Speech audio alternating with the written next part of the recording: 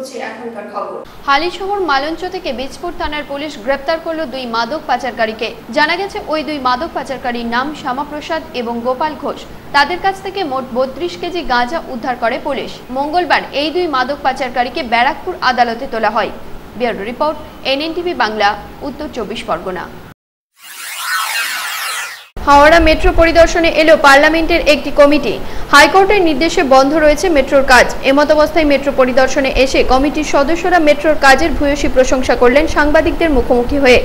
তারা কাজ পরিদর্শন করে একটি রিপোর্ট তৈরি করবেন। সেই রিপোর্টটি পেশ করবেন ঊর্ধ্বতন কর্তৃপক্ষের কাছে। এদিনে মেট্রো পরিদর্শনের পর পার্লামেন্ট কমিটির এক সদস্য জানান, हम लोग पार्लियामेंट की कमेटी रेलवे स्टैंडिंग कमेटी की बैठक में हम लोग आए हैं। इस बैठक में ये जो टनल बन रहा है इसको भी देखने का कार्यक्रम था, तो हम लोग देखने के लिए आए हुए हैं। काम तो बड़ा यूनिक हो रहा है और करीब 1 साल हुआ है, लगभग 4 किलोमीटर तक बना है। अभी और 5 किलोमीटर बनना है, जो इसको चालू करना है 2030 तक। रिपोर्ट काम अच्छा हो रहा है और काम स्पीडली हो रहा है, और जो इनको कठिनाई महसूस होगी जो बताएंगे कमेटी को, उसको हम लोग विभाग को और सरकार को कमेटी की ओर से रिकमेंड करेंगे। इंडिया में फर्स्ट टाइम है किसी नदी के नीचे से मेट्रो रेल जा रहा है, बहुत गर्व का विषय है, क्या कहेंगे आप? नहीं, बिल्कुल, हमने तो कहा कि बहुत ही सराहनीय गौर का विषय है, जो हम लोगों ने पहली बार भी देखा और इसके पहले भी आए हैं कमेटी में, मगर ये चीज़ देखा नहीं था। काम सही में पूरे देश में हम समझते हैं कि पहला इस तरह का काम हो रहा है टनल बनाने का, और काम काफ़ी बढ़िया से हो रहा है और तेज़ी से हो रहा है। इसलिए विभाग के लोगों को हम अपनी ओर से बहुत बहुत धन्यवाद देते हैं, अधिकारियों को। Bureau report, NNTV Bangla, Howrah. এবার ব্যারাকপুরে এক জাল ডাক্তারকে গ্রেপ্তার করা হলো। জানা গেছে ওই জাল ডাক্তারের নাম নির্মাল্য রায়। মুখ্যমন্ত্রী নির্দেশিকার পর থেকেই রাজ্য জুড়ে চলছে জাল চিকিৎসকদের ধরপাকড়। সেই কর্মসূচিতেই এবার খড়দা থানার পুলিশ গ্রেপ্তার করলো ওই জাল চিকিৎসককে। অভিযোগ, এলাকায় দীর্ঘদিন ধরেই চিকিৎসা চালাচ্ছেন নিজস্ব চেম্বারে, আর সেখানকার প্রেসক্রিপশনে মিথ্যে ডিগ্রির চুলি, MBBS, MD, FWT, DECT সহ বিভিন্ন degree. Bureau report, NNTV Bangla, উত্তর 24 পরগনা। দীঘা যাওয়ার পথে 6 নম্বর জাতীয় সড়কে ভয়াবহ দুর্ঘটনা। প্রাণ হারালেন মা ও মেয়ে। ঘটনায় গুরুতর আহত হয়েছেন গাড়ির চালক সহ 4 জন। আহত 4 জনকে হাওড়া হাসপাতালে ভর্তি করা হয়েছে। জানা গেছে ডায়মন্ড হারবারের উস্তি থেকে একটি পরিবার 4 চাকা গাড়িতে করে দীঘা রওনা দেন। হাওড়া আলমপুরের কাছে একটি ট্যাক্সি এসে পড়লে গাড়িটি নিয়ন্ত্রণ হারিয়ে পরিবার সহ উল্টে যায়। ঘটনাস্থলে মৃত্যু হয় মা রাজিনা বেগম ও মেয়ে সাতমিরা খাতুনের। পরিবারের বাকিদের হাওড়া হাসপাতালে ভর্তি করা হয়েছে। ঘটনাটা অ্যাকচুয়ালি আমরা উস্তি থানা, উস্তি গ্রাম পোস্ট, উস্তি থেকেই যাচ্ছিলাম, দীঘার ট্যুরে যাচ্ছিলাম, দীঘায় ঘুরতে যাওয়ার জন্য। ট্যুর ছিল আমাদের, টোটাল ফ্যামিলি ট্যুর ছিল এটা। আমি, আমার ওয়াইফ, ছেলে, 8 ছিল, 8 জন ছিল, ওয়াইফ ছিল, 2টো ফ্যামিলি। তারপরে এই আন্দোলন কোনো এক্সপ্রেস হাইওয়ে যেতে যেতে ধুলেগড়ের কাছে ওখানে সামনে একটা ট্যাক্সি ছিল, ইয়েলো কালার প্রাইভেট ট্যাক্সি, ভাড়ার ট্যাক্সি ছিল। তাকে সামনে হঠাৎ দেখতে পেলো, তখন এ তো স্পিডে ছিল, ও সামনে ট্যাক্সিটাকে সেভ করতেছে, বাম দিকে ডিভাইডারে ধাক্কা মেরেছে। বাম দিকে ডিভাইডারে ধাক্কা মারার পরে আমাদের গাড়িটা ছিল টাটা ভেঞ্চার, সেটা 3-4 ভোল্ট কিনেছে। তারপরে গিয়ে আমার গাড়িটা আস্তে সাইডে পড়েছে। তারপরে আমি খুব অনেক কষ্ট করে কোনো রকমে বলছি বেরোতে হবে আমাকে, সবাইকে বের করতে, তাড়াতাড়ি উঠে পড়ে সবাইকে দেখলাম এই অবস্থা, ছড়িয়ে পড়ে রয়েছে সবাই যার ভিতরে। গাড়ির মধ্যে পড়ে রয়েছে আমার ওয়াইফের দেহ, আমার ছেলেটা ওই অবস্থায় পড়ে রয়েছে। গাড়ি ওই দিক থেকে আসছিল, বৃষ্টি হচ্ছিল, বৃষ্টি হওয়ার পরে ব্রেক করলো, সেটাল ব্রেক, গাড়িটা স্লিপ করে ওখানে রেলিংয়ে ধাক্কা মেরে এপারে উল্টে গেছে। হ্যাঁ, ভোল্ট খেয়ে একদম এসছে, ধাক্কা লেগে ভোল্ট খেয়ে এসছে। বাচ্চা একটা ওখানে রাস্তায় পড়ে গেল, আবার এখানে গাড়িটা উল্টে গেল, গাড়ি থেকে 2 জন ছিটকে পড়ে গেল, আর বাকি লোককে বাইর করা হলো। জলে 1 জন ছিটকে চলে গেছে। তারপর সবাইকে তোলা হলো, তোলার পরে অ্যাম্বুলেন্স এলো রাস্তার, ওরা তুলে নিয়ে গেল। Bureau report, NNTV Bangla, Howrah.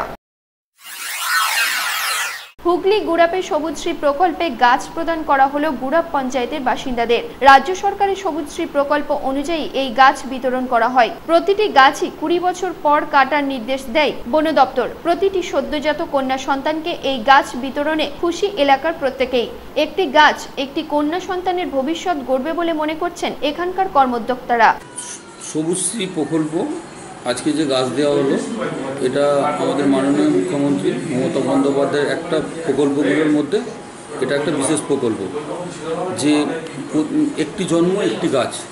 কোনো কন্যা সন্তান জন্ম হওয়ার সঙ্গে সঙ্গে আমরা বন বিভাগ থেকে পঞ্চায়েতের মাধ্যমে প্রত্যেকটা মেয়েকে আমরা একটা করে নিয়মিত গাছ দিচ্ছি, এবং তার সঙ্গে সঙ্গে বন দপ্তরের যে 20 বছর পর এই গাছটা কাটতে পারবে, এখনই তার পারমিশনটা বন দপ্তর দিয়ে দিচ্ছে। এটা একটা বড় ভূমিকা সমাজ জীবনে আমাদের, এটা পারিবারিকভাবে একটা মেয়েদের দাঁড়াবার জন্য এটা আমরা করতে পেরে খুব ভালো লাগছে। Bureau report, NNTV Bangla, Hooghly.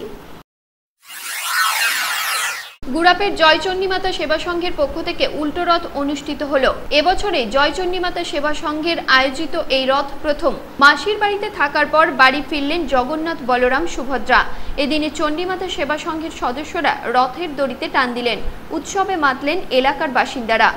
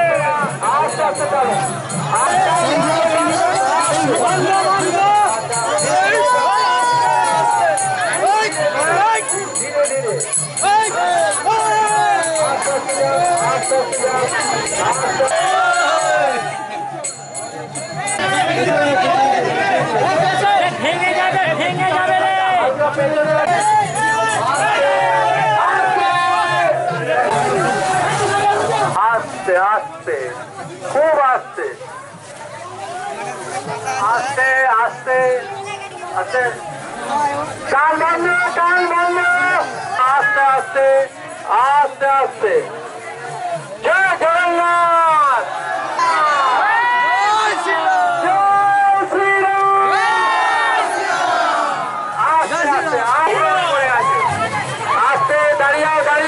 রথ আমাদের গুড়াপে এই প্রথম। জয়চণ্ডী মাতা সেবা সংঘের পক্ষ থেকে এই রথ উদ্বোধন করা হয়। সচ্চিদানন্দ ব্রহ্মচারী এই রথ উদ্বোধন করেন এবং বাপ্পাদিত্য মুখোপাধ্যায় উনি কীর্তন পরিবেশন করেন এবং জয়চণ্ডী মাতা সেবা সংঘের সমস্ত সদস্যবৃন্দ এবং আরও অগণিত ভক্ত এই রথযাত্রা অনুষ্ঠান পরিচালনা করে। রথকে কেন্দ্র করে একটি মেলাও বসে ওই এলাকায়। এদিনের মেলায় উপচে পড়া ভিড় ছিল চোখে পড়ার মতো। চণ্ডীমাতা সেবা সংঘের এক সদস্য জানান, চণ্ডীমাতা সেবা সংঘের এই রথ সার্বিক রথ এবং প্রচুর মানুষ, কমপক্ষে প্রায় 10,000 মানুষ এই রথে উপস্থিত হয়েছিলেন এবং খুব আনন্দ লাভ করেছেন। এবং আমরা সচ্চিদানন্দ ব্রহ্মচারী মহারাজ উনি উদ্বোধন করেছিলেন এবং আমাদের পশ্চিমবঙ্গ সরকারের মাননীয় কারিগরি শিক্ষামন্ত্রী অসীমা পাত্র মহাশয়া এই উপস্থিতিতে এই রথ উদ্বোধন হয়। এবং bureau report, NNTV Bangla, Hooghly. হুগলির সুলতানগাছায় অনুষ্ঠিত হলো উল্টো রথ। প্রায় 100 বছরের পুরনো এই রথ। রথের অনুষ্ঠানকে ঘিরে উৎসবে মাতলেন এলাকার বাসিন্দারা। উল্টো রথের দিনেও রথের মতোই বাচ্চা থেকে বয়স্ক প্রত্যেকেই রথের দড়িতে টান দিলেন। অবশেষে মাসির বাড়ি থেকে জগন্নাথ, বলরাম, সুভদ্রা পৌঁছালেন নিজের বাড়িতে। আমাদের এটা প্রায় 100 বছরের অধিক অতিক্রম করতে চলেছে। এখানকার খুব ঐতিহাসিক মেলা, মানে এত অঞ্চলের প্রায় 5টা অঞ্চল নিয়ে আমাদের এই মেলাটা হয়। এই মেলার ঐতিহ্য খুব শান্তিপ্রিয় মেলা হয়, বহু লোক সমাগম হয় এবং আমরা এখানে মেলায় সর্বোপরি সকলে মিলে সহযোগিতা করে। এখানে মিলন সংঘ ক্লাব আছে এবং আমাদের গ্রামের মানুষ আছে। সুলতানগাছা রথের মানে রবীন ঘোষ যাদের দায়িত্বে বর্তমানে আছে তারা এবং আমরা পঞ্চায়েত থেকে বিভিন্নভাবে সহযোগিতা করে এই মেলাটা পরিচালনা করে থাকি এবং এখানকার মানুষ শান্তিপূর্ণভাবে সহযোগিতা করে বহু দূর থেকে এখানে মেলায় অংশগ্রহণ করতে আসে। Bureau report, NNTV Bangla, Hooghly. পুরীর জগন্নাথের পাশাপাশি গোটা রাজ্যেই রথ উৎসব পালিত হলো। ব্যতিক্রম শুধু ভাস্তারার সিংবাড়ির রথ। এবারে উল্টো রথের দিন শুধু তৈরি হলো রথ, দড়িতে টান পড়ল না এবারেও। এখানকার সিংবাড়ির রথ আজ থেকে প্রায় 250 বছর আগেকার। জমিদার পর্ব চলার সময় থেকেই শুরু হয়েছিল এই রথ। রথের বৈশিষ্ট্য ছিল 9টা চূড়া এবং 12টি চাকা। ভঙ্গুর জমিদারি প্রথার সাথে সাথে ক্ষয়িষ্ণু হয়ে পড়ে উৎসব। তারপরেই বিগত 50 বছর ধরে বন্ধ ছিল ওই রথ। 50 বছর পরে পুরনো রথের ছবি দেখে তৈরি হলো রথ। তবে এবারে শুধু পুরনো ঐতিহ্যকে নিয়ে তৈরি হলো নতুন রথ। টান পড়ল না তার দড়িতে। 50 বছর আগে টান বন্ধ হয়েছে, ভেঙে পড়তে লাগলো, মাথা কেটে যেতে লাগলো, দড়ি বেঁধে টানা।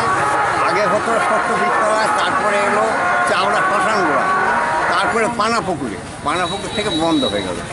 তবে এমনি রথ মেলা হতো।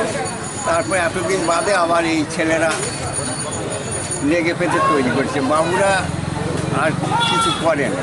এটা কারা তৈরি করেছিল প্রথম রথ সিংহীদের, অনন্ত সিং, ছক্করনাথ সিং, যজ্ঞেশ্বর সিং, ওরা জমিদার বাড়ি।